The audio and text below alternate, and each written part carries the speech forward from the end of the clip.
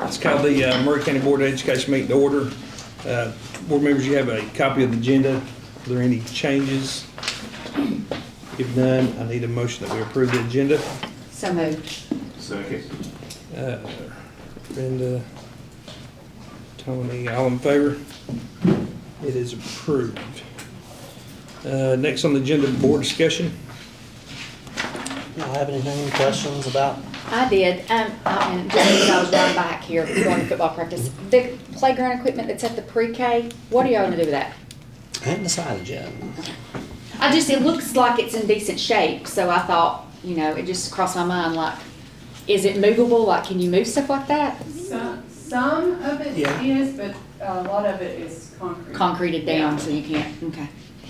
But the smaller pieces can be moved. For adult use. Just in Yeah, case. just in case. Stress. Yeah. About anything tonight and budget, anything else? All right, cool. Next on the agenda is quality workforce. All right, that's our two board policy readings, so you guys have those in your things.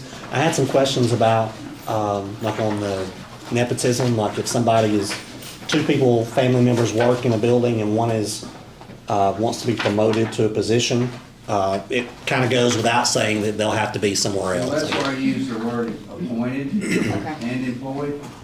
Or we can say assigned, appointed, or employed, however y'all would feel comfortable with the word. To make sure that it's not just a hire, but it's also a transfer within. Okay. So I may add the word assigned, appointed, or employed. If you think that Yeah, would work. so that sounds, because I think that covers the basis right there. I think it would. We know what we're trying to do. Yeah. Yeah. So what if someone gets promoted and the other one still works there, what happens then? Well, under the policy, that teacher would have to be transferred out, or they wouldn't get. The other person wouldn't get the. Or they would be at another school. School. Yeah. You can always, Yeah, yeah. if you hire an administrator, I mean, it could be that they might be a good fit for another school and you can move some people around if need be. That's where the assigned comes in. Correct.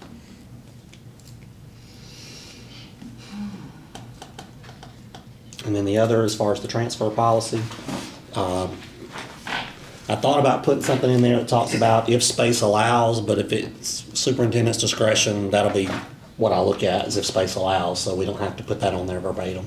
Right. So, And what grades again, did you say that was? K-3, K through 3. K through 3.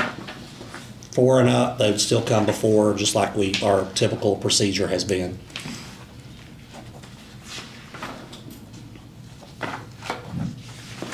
You gonna include pre-K through 3? or- Pre-K is its own little animal because of the way their thing works. Like there's a whole separate thing in that policy for pre-K. Because I had discussed that at one point.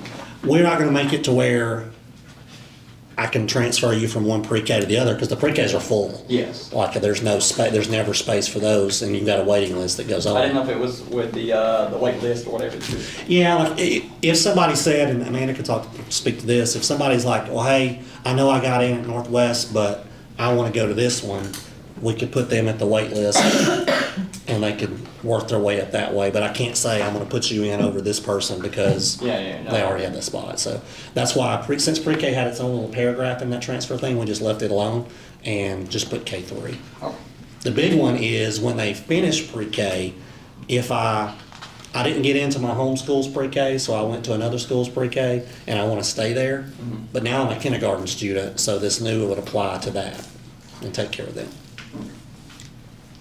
Is that right? I mean, that what we talked about, Amanda, with the, Yes. I was going to make sure.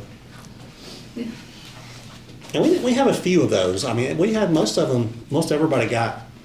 We're just now at the point where I think all of the schools except for Taylor Pool. So the ones coming in, if their school is full, I'm gonna make a phone call to the parent and say, we have this waiting list. Or let's say Spring Place, because they have, right now Spring Place has more openings. If it's the south end, would you like to go to Spring Place? But more than likely, they're gonna wanna wait for their school. Did you say all but 2 schools are full? Yes, Spring Place and, Econ, but Econ's got like 4 spots left. We've seen good numbers on that. Actually, this year, I've not been this full at this point of the year in a long time. Normally, it's at the end of July before we're full with a waiting list. That's what we want to see. Probably because they're gonna be at the school.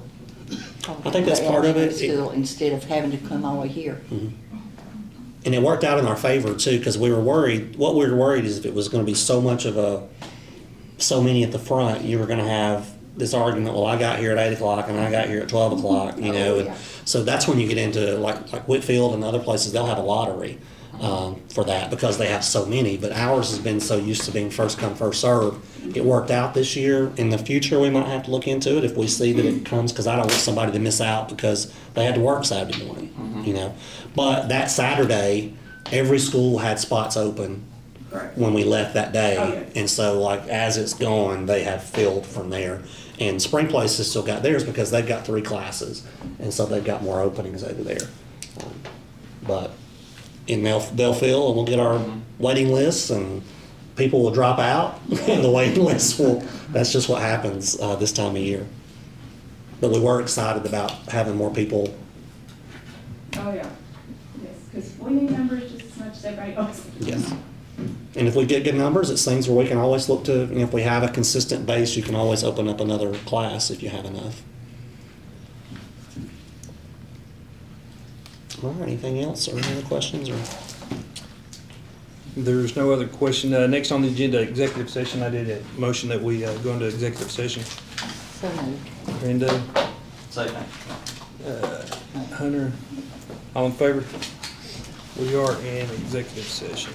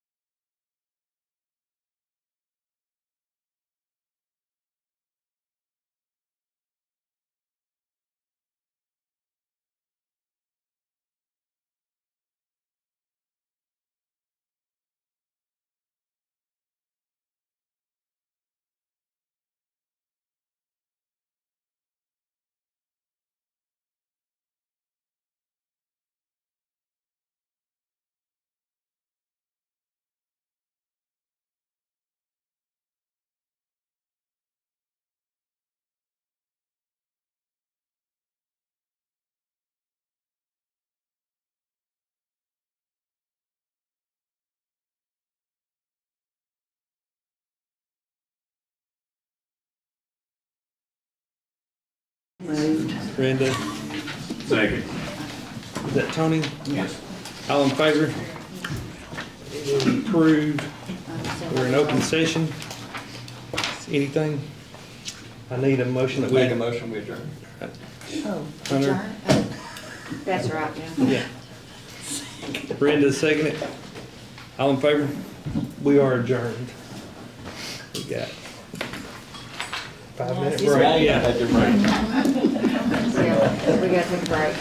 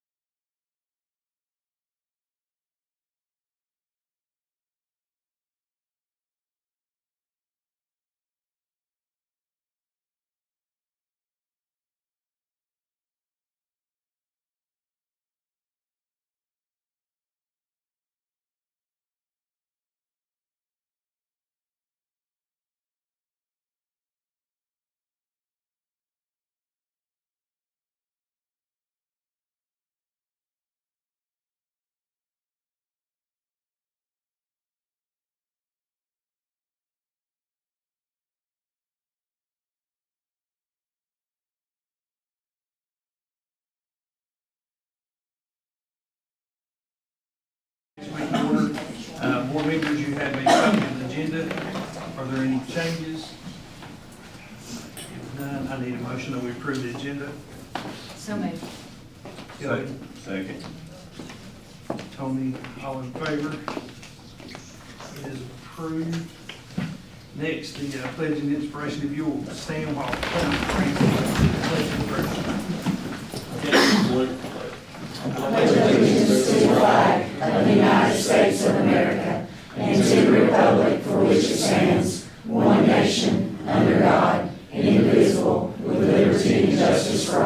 Let us pray. Dear Heavenly Father, Lord, thank you, Lord, for allowing us to be able to meet here one more time, Lord. Lord, I pray, Lord, that you just give us wisdom and guidance over the decisions we make tonight for the students and the teachers and the staff members, Lord. And we ask it all in Jesus' name we pray. Amen. Amen.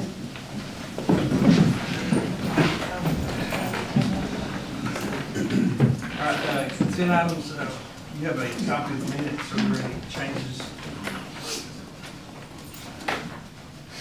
If none, I need a motion that we approve the minutes. Make a motion. Tony, Sheila, all in favor? It is approved. Next, recognition. No recognition? No recognition. Next on the list, public participation. Ms. Reed's going to read a statement. Okay, I think we have a couple tonight that are coming to speak, so I'm just gonna read this once so everybody knows kind of what to expect. Speakers are given 5 minutes to speak before the board, with the time per speaker being determined by the chairman. We usually give everybody 5 minutes, so. Depending on the number of speakers and topics listed, if a group of individuals wishes to address the board on a common issue, those individuals should select one person to be their spokesperson.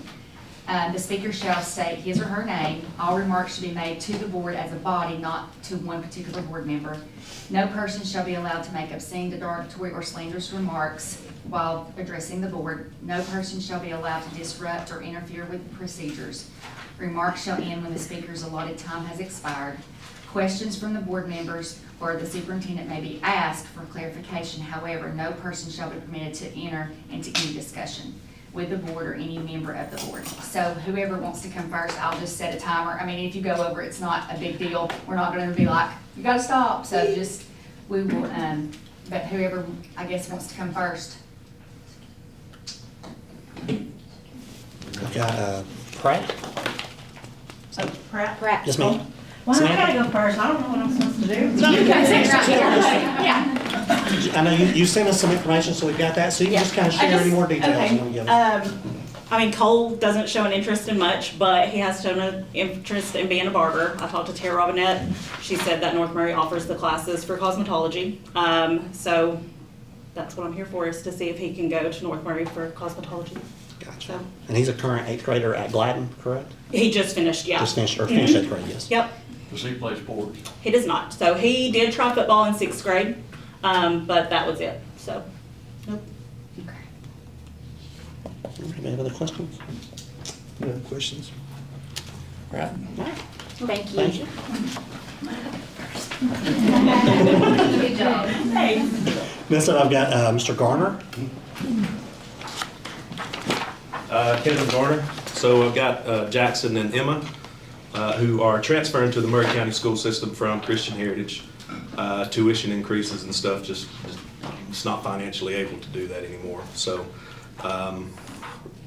really just to get down to the very brass tacks of it, it's an issue of emotional well-being for my daughter. She's got some issues with anxiety, and when we moved them from Dalton Public Schools to Christian Heritage, and then we built in Murray County, it took her about 3 years really to get a solid friend group and to they both do sports and all that kind of stuff, but it took her about 3 years to develop that friend group. And if that pattern follows, then her high school experience is going to be over by the time that she kind of solidifies that group.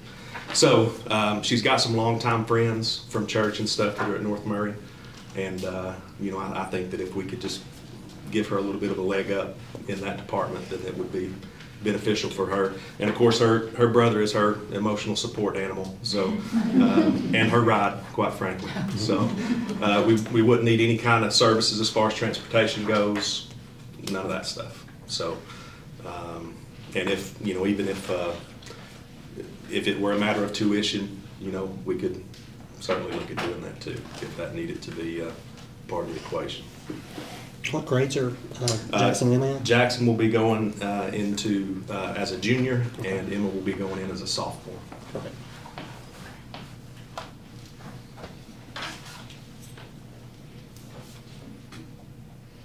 Any extracurriculars or anything like that? Jackson is baseball and football, Emma is softball, soccer, and I'm trying to get her to try tennis. So, There you go. Now, like anything when we do districting, it's independent of GHSA things. right, I understand. So Yeah, those rules are outside of our Right, I purview. understand, Okay. yeah. What do you think, baseball, what? football. Football. And Emma likes soccer. No, softball. Softball, soccer, and Soccer, yeah. She did, I heard soccer. just trying to keep her busy. Okay. All right, any other questions? Oh, no. Y'all can be dismissed, you don't have to stay for the rest of the meeting. In someone form, the central office will be in touch with you guys. Okay, We don't make our decision or anything out in public and stuff like Oh, that, so gotcha. somebody Okay. will be in touch with you guys. okay, all right. Thank you. Thank you. Thank you, guys.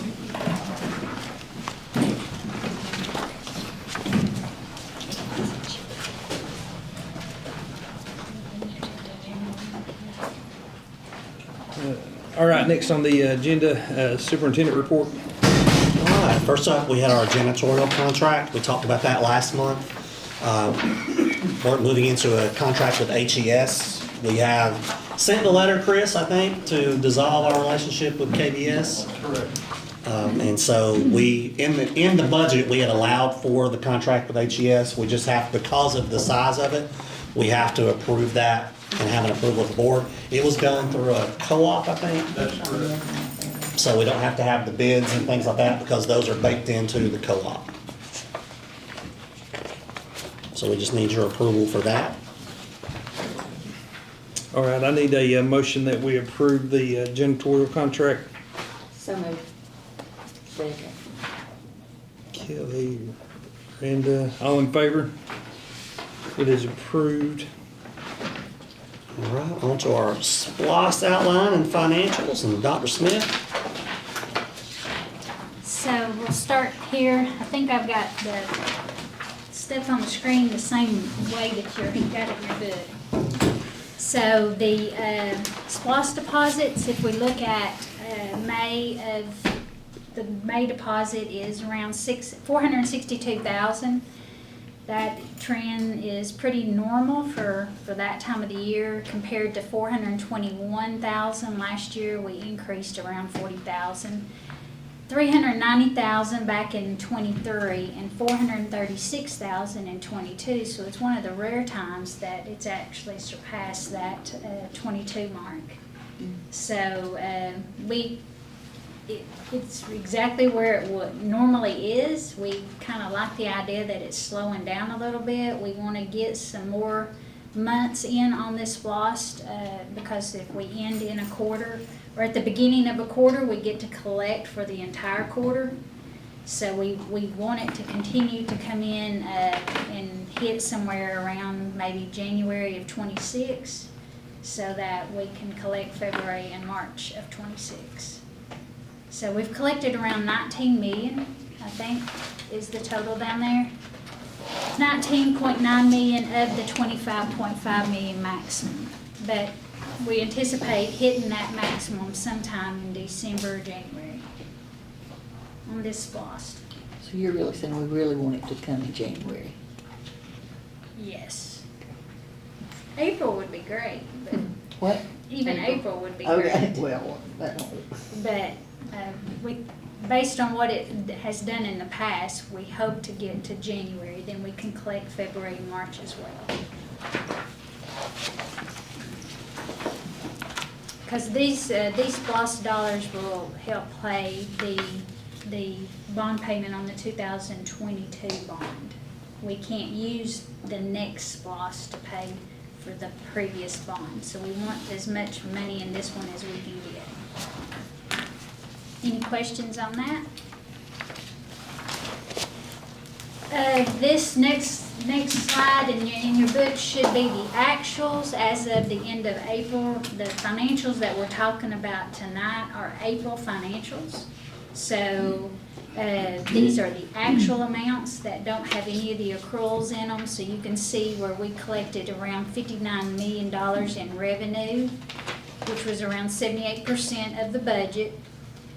And we only spent around year-to-date $56 million, which is 72% of the budget. So revenues are exceeding expenditures. That gives us a surplus instead of a deficit. So when you look at the actuals, we were around $3.2 million in the good, in the black, okay? But as I've been trying to teach the whole time I do this, that's just what it looks like at that particular time of the year, okay? You're looking at the actual amounts that came in and the actual expenditures. Now, when we take those same amount of dollars, we take the same money and we start comparing it to this time last year. So we look at this April compared to last April. We have around $19 million basically on the balance sheet compared to $21 million last year, and you can see the difference of that is in cash, but that's pretty norm for this time of the year. April is not the heaviest time with having to do a lot of expenses, but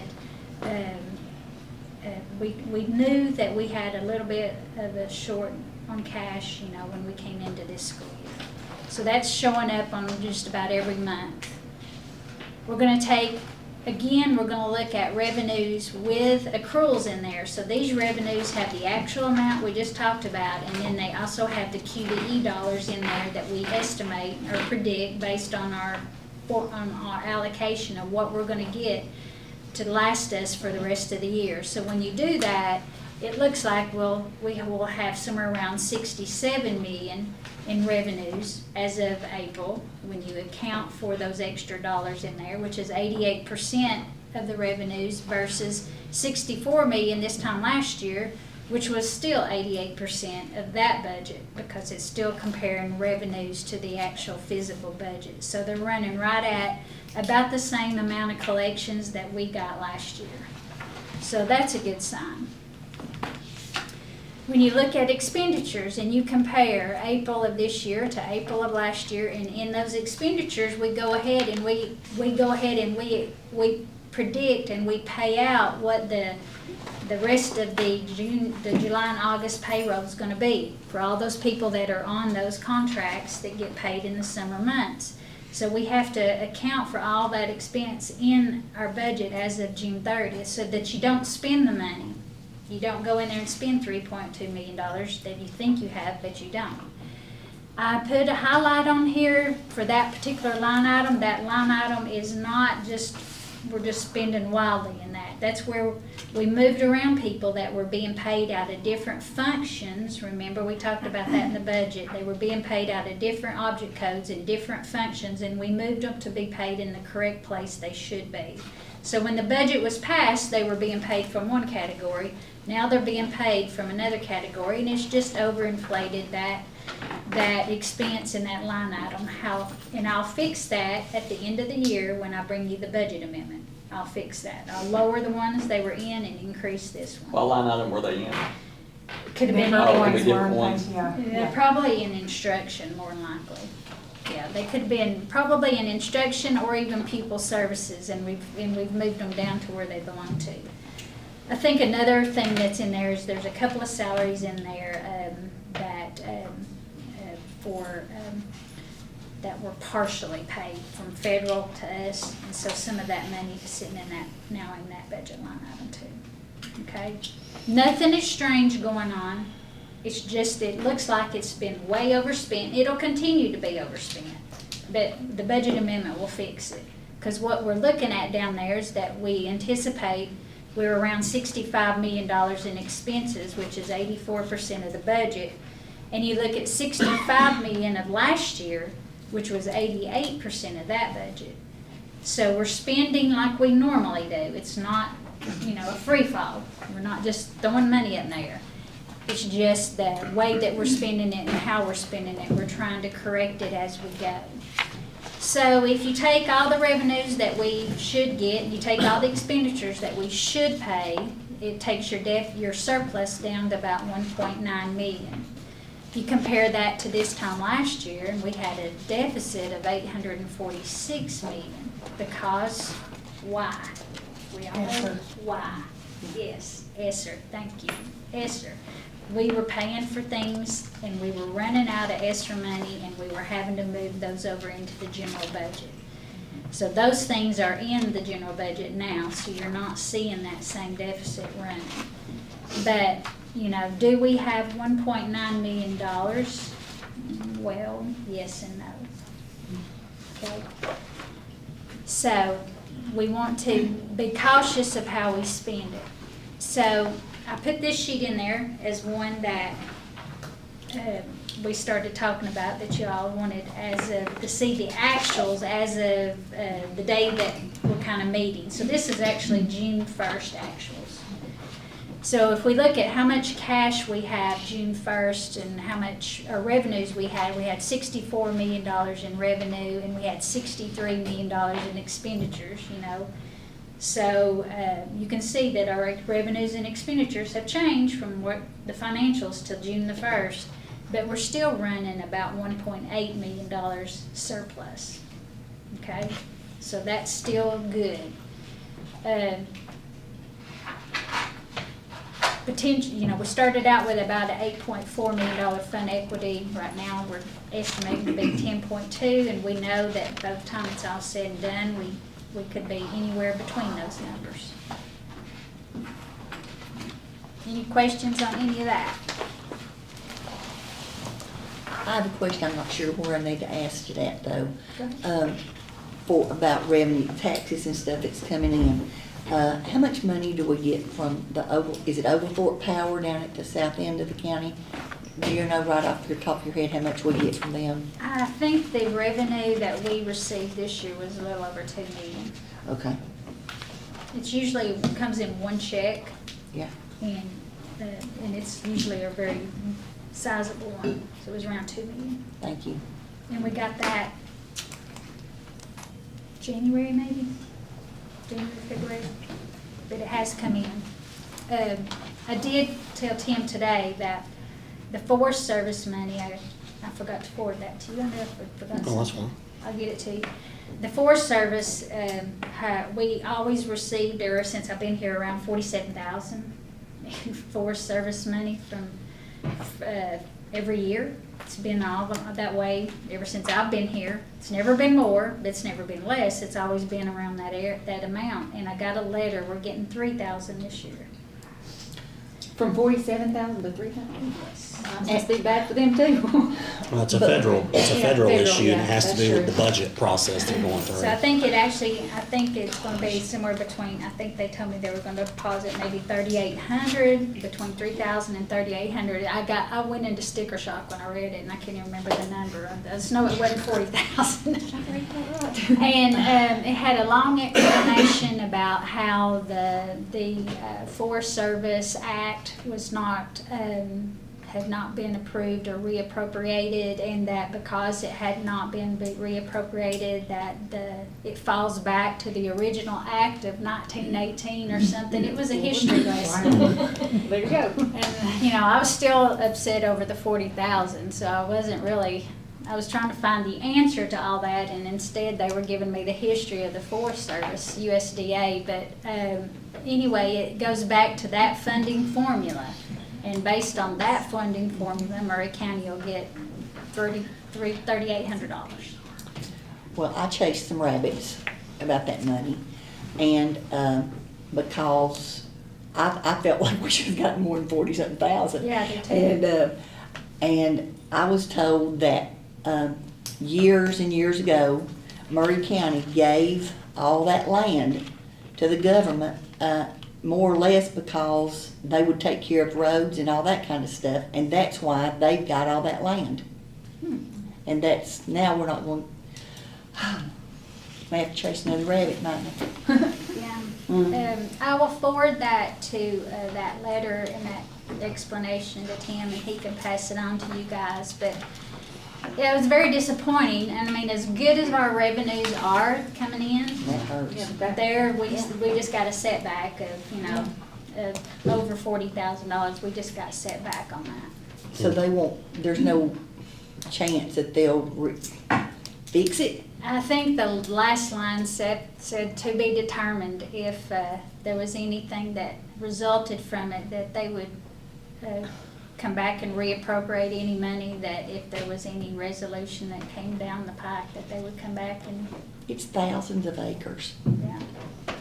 So, And we've shared this information with our local congressperson's office, and we'll share this once, we just got this today, and I told her I would send that to her local person, and they can get it on to her, because it really has to do with the budget process, and when they talk about continuing resolutions and big beautiful bills and budgets and all that, it's tied up into all that kind of mess, so. I'll pass it on to you, it's quite interesting. So, on our Georgia Fund 1 account, still getting good interest rates in that account, collecting around $31,000 in interest. We're getting more from Georgia Fund 1 than we are from the federal government or the state government on property, thousands of acres of land, but you can invest your money and get 4.9% on it. 30,000 this time last year, 31 this year. We've collected around 226,000 as of so far this school year, 601,000 since we started investing. I'm determined to get it to $1 million before I retire. There you go. So hopefully we will. Purchase orders, any questions? Yeah. Can we go ahead and approve the finance? Yeah, sure. I need a motion that we approve the financial statement. So, Hunter, Second. Tony, all in favor? It is approved. Thank you. Thank you. Before we move on, I got a couple of questions. Sure. How much money have we got in there capital outlay? What's that build up to, you know? Chris? Capital outlay sitting around 3.7 billion. 3.7? Yeah. The other question is, when the new gym was finished, it was gonna go right into the construction or the renovation of the high school. And so what is the timeline for that to begin? We talked about a couple of different scenarios with that. We're having to pause, kind of pay some bills at the moment, but we did have a conversation last week, week before, about some things that we could do to maybe get to the renovation a little quicker. Not the other stuff, but the actual renovation of the rooms and things. So Chris talked to the company to get us a sense of how much that would be. And once we have that information, which may be another week or so, I guess, probably. I'd give it at least a couple of weeks. Yeah. They've got a lot of information to process, but they're actually working on it right now. And then we have a sense of, okay, this is what the renovation is, what can we do? In the meantime, short-term type thing. Nothing will be done if things went well and we had a good plan, maybe next summer, because the renovation is gonna be summer work. And it's just gotta be. But it's not something we would be doing anything during the year. But that's, our goal is once we get a sense of that, to find out what we can do in the short term, because, offices and, lunchrooms, kitchens and that kind of stuff, those are great and we can look at that. But I'm more concerned about the classrooms, and the hallways and that stuff. So, that's what we're working on right now. It looks like that'd be feasible, but I was told it may be 3, 4, 5 years down the road. For the entire project, yes. And that's why we got to talking, was like, I don't want to wait that long for renovation, for that part. So if it's something we can get to next summer, that would be great. If not, I dare say by the next summer we could do that. But we just got to figure out how much it's going to cost first, and then we can kind of develop a plan, whether it's capital outlay, whether it's some other options for our revenue that we can do. But, because I want to get the classrooms done as quick as we can. Can I ask a question about something along that same kind of line? I guess this goes to Chris. Chris, I heard that the bathrooms that y'all redid last summer, that they were more or less demolished. Is that true? They could be in better shape. That the students damaged and y'all had to block them off or something? The administration did, we didn't do that, administration did that. Why is that, See, that bothers why me. is this, why are is things getting destroyed at Murray, but they don't, at North Murray? They're getting destroyed. That's just said, they It's get not. destroyed in North Yes. Murray too. It's But not. to the point to where you have to block They stuff off? Yeah, Yes. because kids don't know how to act. But what bothers me is we try to fix something good for them, and then they tear it up. Yeah. You wait, give it a year at that new gym over there and see what it looks like. Oh, gosh. There needs to be some consequences, some way to find out who's doing this stuff. I totally agree. Well, I guess we can go stand at the door and write their name down as they go in and check it. There definitely needs to be some consequences, that's Something. ridiculous. We've had this Major. discussion, we can only Major. afford to do it once. Yeah. That's right. And you should be taking pride in Yeah. your Yeah. building. That's right. And we can do, and we can set up people outside the bathrooms, and we can do, kids find a way if they wanna do it. Ultimately, the responsibility falls back for them. That's where we talk about consequences, and I know you guys do that over there and do that at North Murray. I don't know, we had a conversation actually about this at our last leadership meeting, about what could we do to deter some of that. So what are your ideas? I mean, like, what are the ideas being thrown out? Well, the problem, okay, vapes are a huge Huge, problem, yeah. okay, so most of our toilets and stuff at North Murray are being destroyed over vapes. So we Like, when have you say teachers. destroyed, they're fighting over Okay, the no, vapes? we have teachers standing outside the door and they watch kids going in and out, in and out, in and out. And a teacher goes in the bathroom because the vape detector goes off or because they smell, so they go in the bathroom. Well, what do they do with the vape? Flush it. They flush Flush it. it. And then it messes with the toilet, and so we're just kinda like, well, you know, I mean, if you don't monitor it, they're not gonna flush the toilets, you know, they're not gonna flush vapes, but God knows what else they're gonna do in there. So, it's just, I mean, if you have any suggestions, we'll accept them. Okay, you put a little metal box on the wall. And they're gonna put their vape in. They put their vape in. We actually talked about So they that. can't get back in there. Yeah. They leave their vapes in. They're hitting the vape in the finance bathroom, they're going in the bathroom to hit the vape, I mean, that's what they're And they'll going. hide them in So the let's ceilings. share I was gonna say, Yeah. at Gladden, they were hiding them in the ceiling tiles. So I gotta stand on the sink to Yeah. hide them in the ceiling. Yeah, we're going through a lot of work to get a vape. Yes, Yeah. Vape- So y'all are just throwing out It goes back ideas. into the vapes. yes. Summertime's a good time to throw out ideas. Have y'all checked, I mean, I know, this is not just an issue here. No. This is all over the world, but have y'all checked to see what other high schools are doing? I mean, I can't speak to Surely it. they're not destroying bathrooms in every high school. middle oh, I'm school. sure they are. Yeah. Yeah. I've talked to them, Yeah, and they have the same problem we have, we're not the exception. Well, I think maybe we need to put porta Strainer potties out something there on for it. them. I thought about Put that. some kind of strainer. Porta potties, I can see us on shelf 3 then for sure. we've actually engaged a little bit with law enforcement about the vaping stuff and looking at our policy. We're working on a rewrite or a policy that you guys will see a little later on. There's maybe some extra teeth we can give to some of the issues, because a lot of it does stem from that. That's kind of the epicenter of a lot of it. It's not TikTok trends this year, or, you know, any of that kind of stuff. It does have to do with the vape. So we're trying to work some things there, which hopefully will have a positive ripple effect in some other areas, but. Yeah. I'm like y'all, take a little pride in your Exactly, kids. exactly, Uh, yeah. But, and a lot of them do. I guess, 90% of them do. Yeah, But it's that 10%. that's destroying, and we, like she said, we only can do this one time. We can't be coming back here next year fixing a bathroom at Murray. Or this year, Chris is probably saying, well, we might be doing it this year. Well, sorry, I opened that can. We've been talking about it. It's frustrating. Yeah. You ready? Yep. Okay. We've got several POs on here tonight, just because we're approving, going ahead and approving these. These are actually July POs that we have to have your approval on prior to July 1, so that we can actually issue the checks in July, because a lot of these renewals run July 1 to June 30th. So when they send you the bill, they kind of like to get their money pretty soon. So I'll go over them pretty quickly.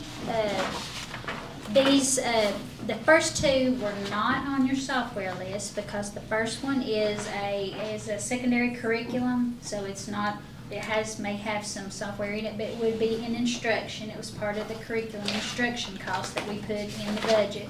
So it is in the FY26 budget. It is for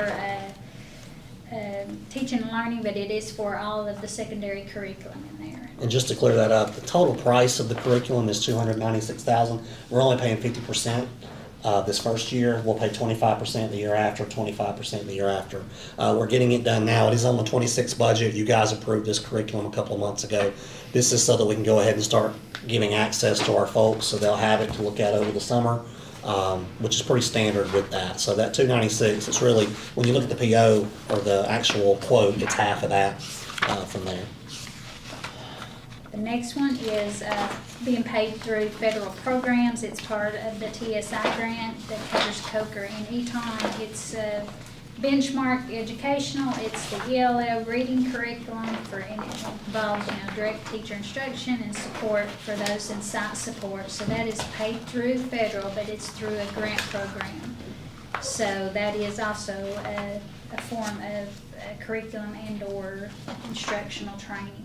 And that's in addition to what everybody else is getting already. So everybody's getting something. We've already paid for that. That's part of our benchmark process. We'll have a PO come for it. We're doing some extra things at our two schools that have been identified, and so they're getting some extra coaching, some extra training there paid for out of federal.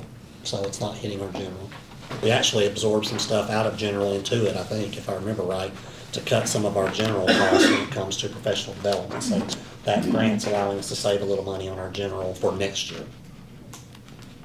The next three are in tech department, just because they're for the whole district. They're not tech, software. They're cover the entire school district. And remember, we put all the expense down in one line item down in technology so that we could track it. So these, when I go over these, they are on your list.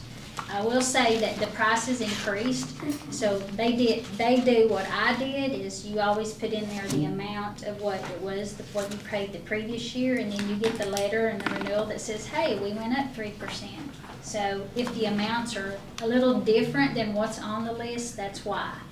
It's because of the price increases that the software companies do, and you have no choice. Either you don't pay it and don't have it, or you pay the increase. So Aptigee is that's the Murray County Schools website. That is the cost of that software program, or that usage to be able to use that. So that is on your list. It is not. I think that should be $26,300. Is that the app? The app, the website, the whole suite of Okay. things that we do with it. Yeah, so it was on the list as $26,300. So that one didn't have a price increase. So it's on your software list. The next one is Gaggle. That is the filter for security. That's the one that alerts that covers all of your student Chromebooks. And if I'm right, covers all that. If there's an alert, if there's something that comes through, it alerts the administrators. That is that software. It's at $38,812.50, so it was a little bit more than what we had previously, but that's pretty much in line with the increase. The next one is Infinite Campus. Of course, that's your student information system. You have to have a student information system, and none of them are cheap at all. So that is going to be $74,988.80 for that for the FY26 school year. That covers all of that licensing, registration, the student information license. You have to pay the annual fees, the iCloud, all of the stuff that's on there. That includes all those that you see on your list that say Infinite Campus. That is a cumulative total of almost all those. How often do we look at all service? Like, how often we look at different options? I don't know. Have you ever looked at anything else? There's only a few of them. There's Power. I know. I feel Power for the School. state of Georgia Power Schools, another big one, and then Infinite Campus. And Infinite Campus is what's used the most.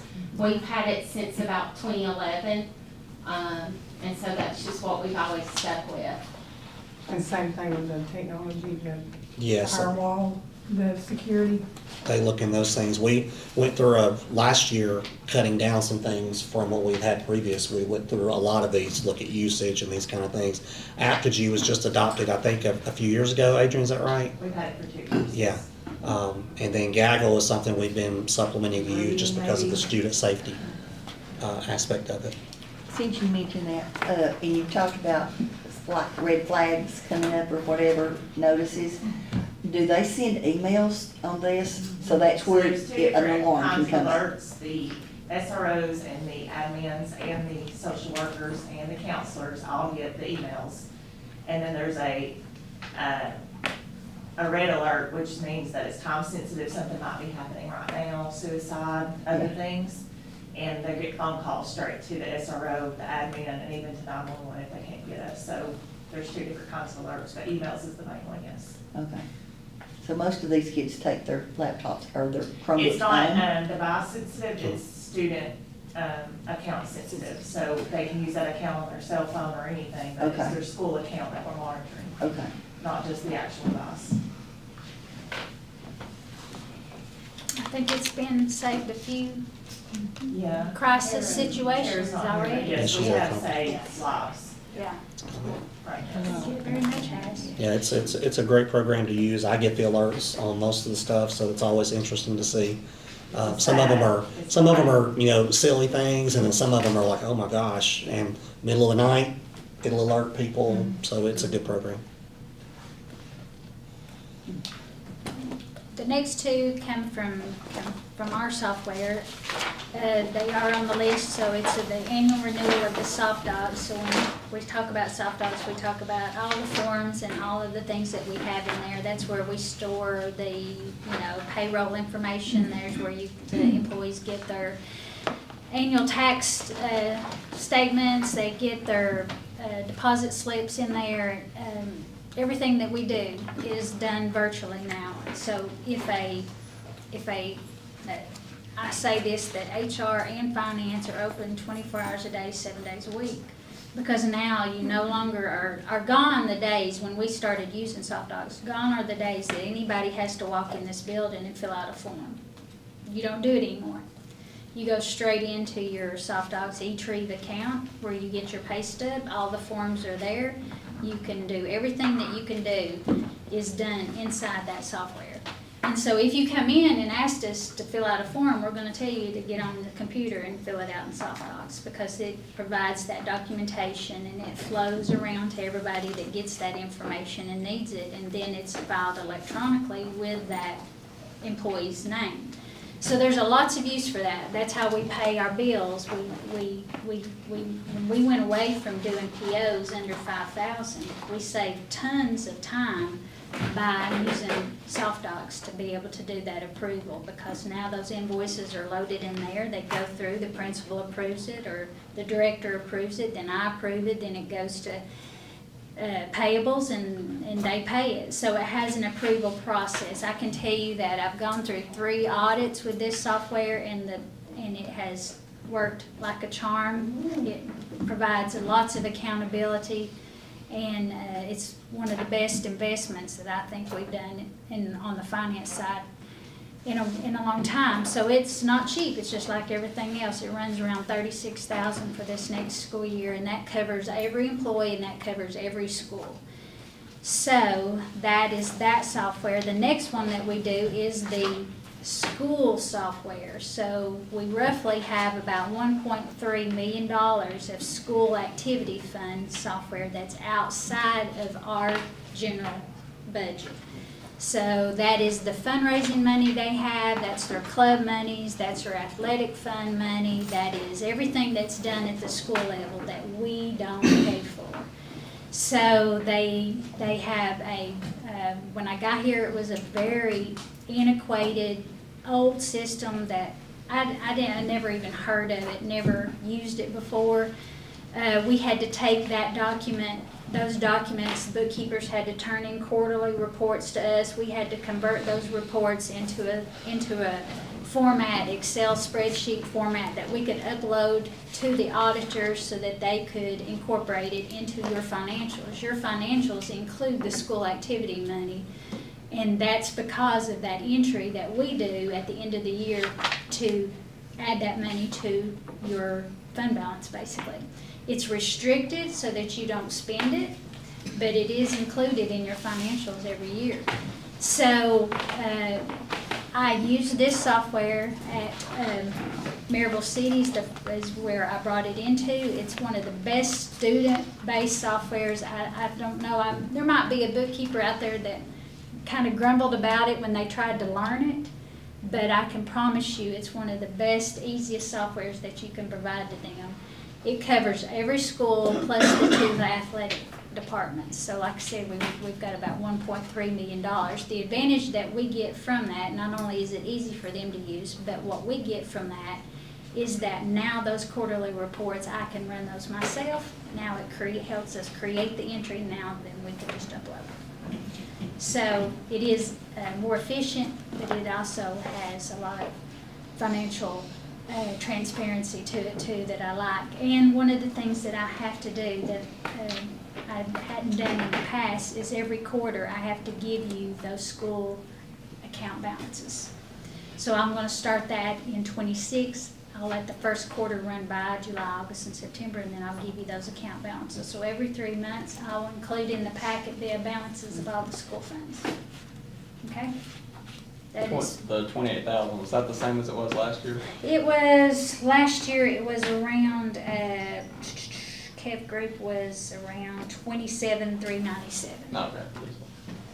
So, I think that's all I have. I do have one question on the HMH. Yes. Yes. Is that 2 live hours of online training? 'Cause It's- they charged us, or on their invoice, it says live online 1 hour, $400, and another one, it says a live online 1 hour, $400. They do separate trainings throughout the year, and it's throughout the access to them. We've used HMH for high school things, and those have been good trainings. Is it like 2 hours total, but just maybe an hour Yeah. for this something, an hour for that something? I think so. They split those things up in weird ways. We just know that we get so much support when it comes to professional development. Most of theirs is virtual. It's cheaper that way, so it's fine with us. But I think that's how they've got it divided up. I just didn't want us to to. pay 400 and 400 and it'd be, Oh no, it's not the same. we're getting charged the same thing for. One of them's getting started, it's for the teachers, and then there's a later success that's for the folks that, like instructional coaches, assistant principals, administrators. Oh, I see. It's Okay. separate. Like, some of us will look at software to see like, how many times are they using Writable, but then the teachers will be looking at how to assign Writable, so it's 2 separate trainings. I just didn't want it to be the same one and we get charged Yeah, twice. I cut a lot of fluff out of that, I think that quote's changed. Yes, A we lot had from we took the first several quote. things out based on what the teachers told us they wanted and what they didn't want. So. Okay. Is there any other questions related to purchase orders? If none, I need a motion that we approve the purchase orders. So moved. Brenda, Kelly. All in favor? They are approved. Next, Next up is the budget. So we advertised the budget last month. Of course, we're still working on that. I told you guys it's kind of a living document that we're always working on. And as I shared with you previously, there's some things that are always fluid with it, but there's not really been anything concrete enough for me to come back and say, all right, we changed this, changed that, here's the changes. So I'd like to just to approve the budget as we advertised, knowing that we're still working on it as far as cutting and trimming when things happen this summer. So is there any more budget questions? So that deficit up there, or the 900, whatever, the Yeah. 100,000. 945. Yeah, that's gonna add to it, of the 3,000, or the 3,800 for the force.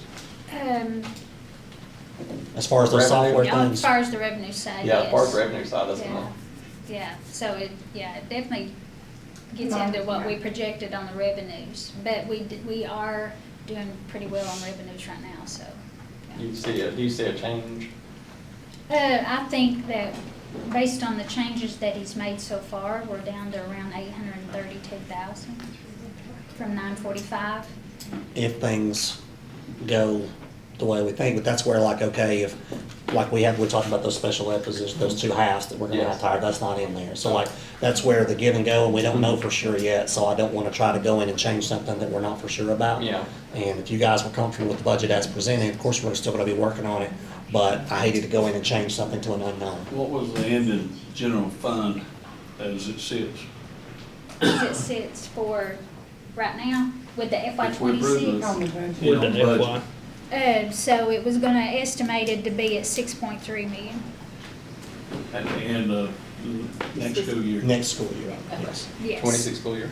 Yes. And that's based on this one being at 1.559, which right now we're trending lower. Right. So, which is good, which would add to that fund balance, which would go into next year, because we're kind of working on 2 projected numbers at the moment. Yeah. Okay, this may just be a rumor, but what's the number that if we get below, that the state comes in? I've never heard a number There's with not, that. the state does not set a minimum or a maximum fund balance. Generally, you want to be between 8 and 12% of total budget you want to have in a general fund. I just like to say 10%. So, well, I mean, we still got work to do, but I mean, you It's gotta, better. It's better. we're a lot better off than we were a month ago.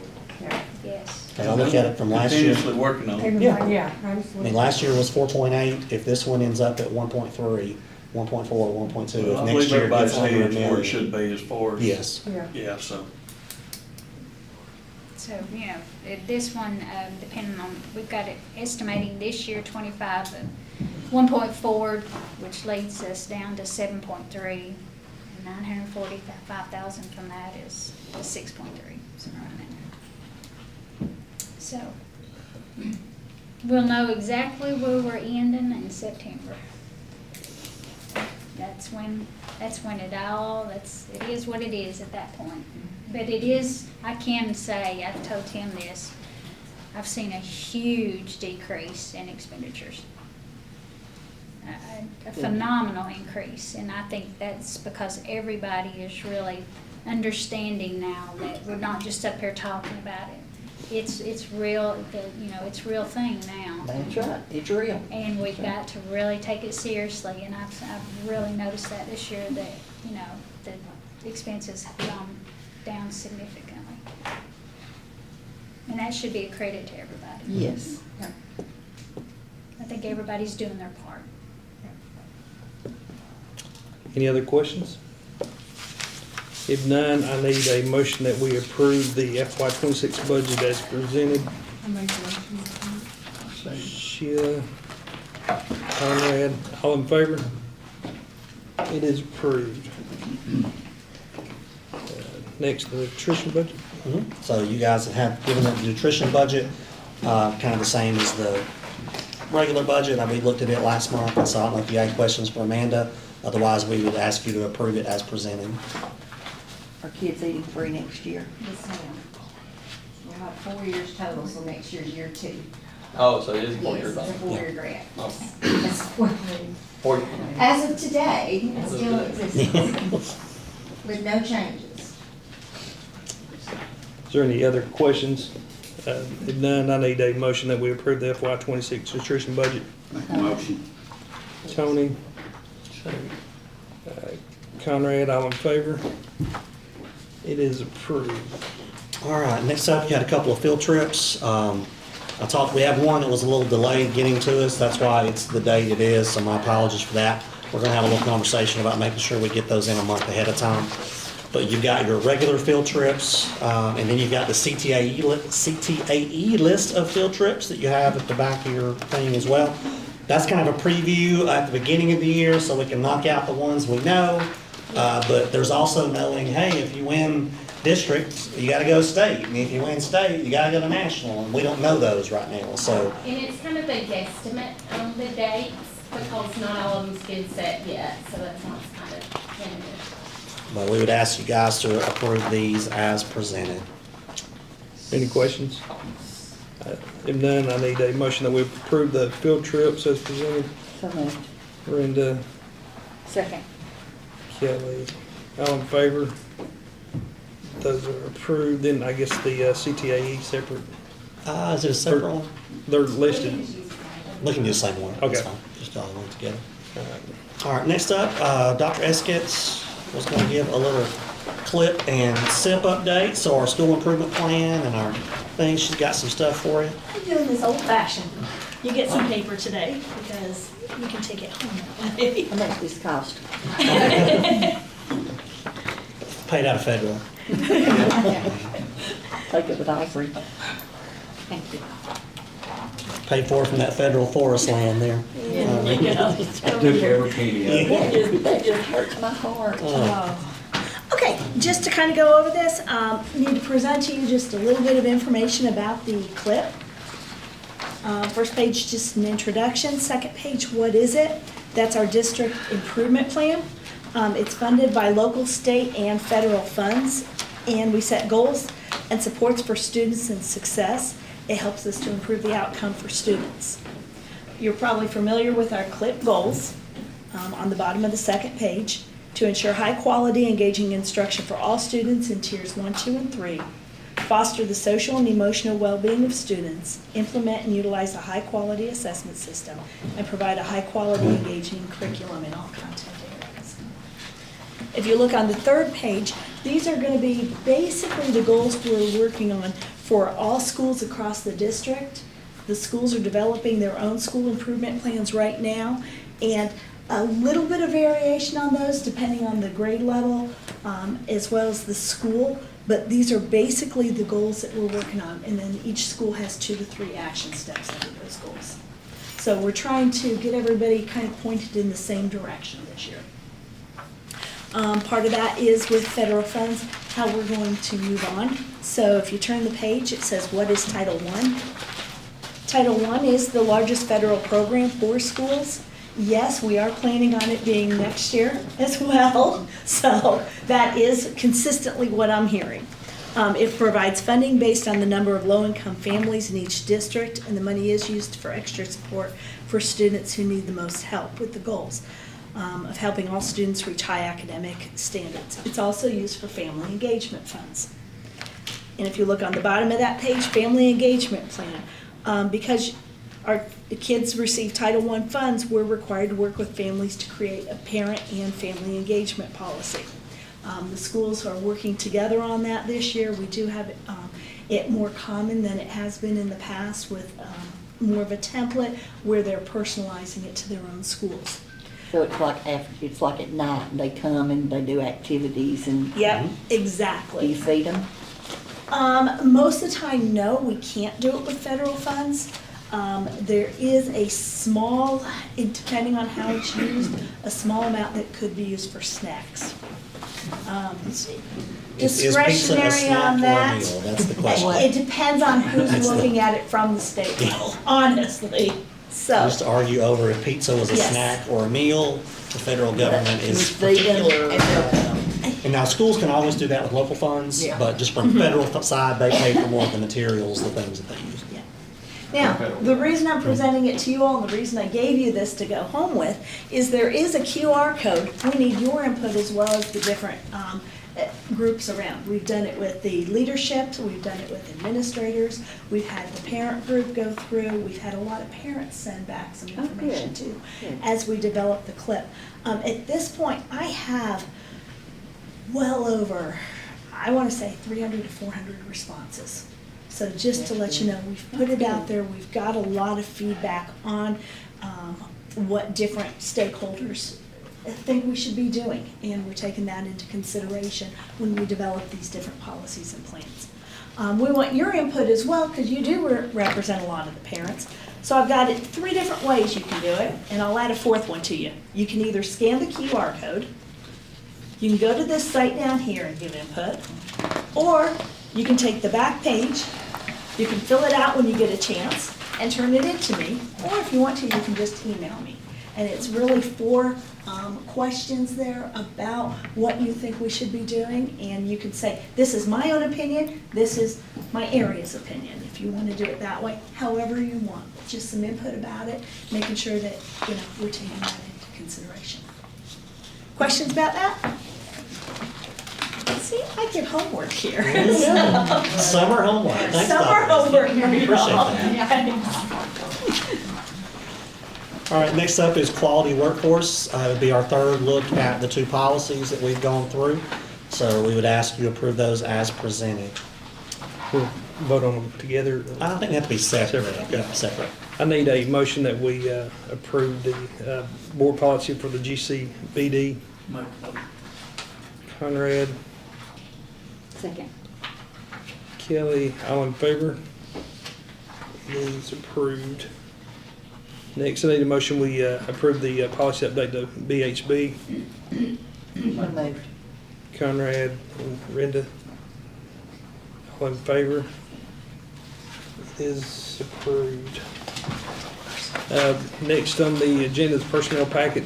I need a motion that we approve the personnel packet as presented. So moved. Kevin? Hunter? All in favor?